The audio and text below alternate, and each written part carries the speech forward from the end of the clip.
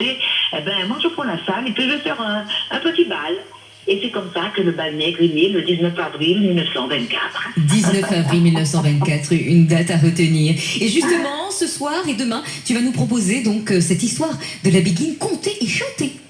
Oui, par moi, accompagné de bien sûr de l'orchestre de Jean Rosard de Rouve, l'inventeur du bal nègre, composé de Jimmy Louis qui va représenter le pianiste et le nom est Jean Rosard de Rouve. Nous aurons également le banjoïste qui est représenté par Patrice Hugues. Nous avons également le clarinettiste qui lui représente Robert Kless et que lui, il va être le saxophoniste Alain Joséphine.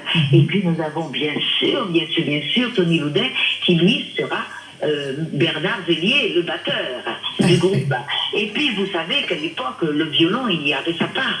Eh bien, il y a quelqu'un qui va jouer le violon, c'est Ernest Léardé en personne, en la personne de Lucien Sidon-Barome. Et puis moi, chanteuse, conteuse, chroniqueuse, tout ça zoblé. Tout ça zoblé au sol. Mais en tout cas, un bon moment. Un très bon moment parce que nous allons descendre le temps de 1924. Nous passerons ensuite à l'époque de la 1931, l'exposition coloniale. On va apprendre beaucoup de choses. Après l'exposition coloniale, nous allons nous retrouver à la guerre. Le général de Gaulle qui annonce que la c'est fini. Il avait les gens envie de vivre. Les musiciens qui étaient sous l'occupation, qui étaient privés de chanter, de faire de la musique, ils reviennent. Nous avons les Américains, les soldats américains qui, eux, sont à Paris, qui ont donné la fièvre du jazz aux premiers musiciens antillais qui vont jouer du jazz, après le jazz. Et bien, mais ne nous dis pas tout, sinon ce soir, on n'aura plus de surprise. Non, ce n'est pas de la surprise, je suis en train de descendre les toits, mais la surprise n'est pas que le jeu de scène, c'est tout le reste.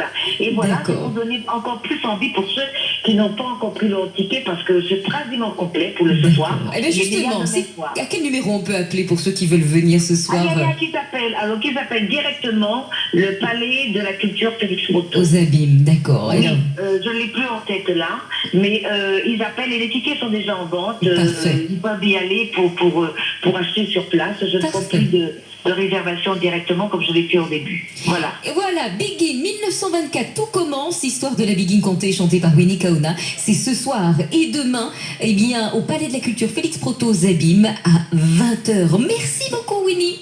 Merci Dila. Et bon spectacle, merci. Au revoir.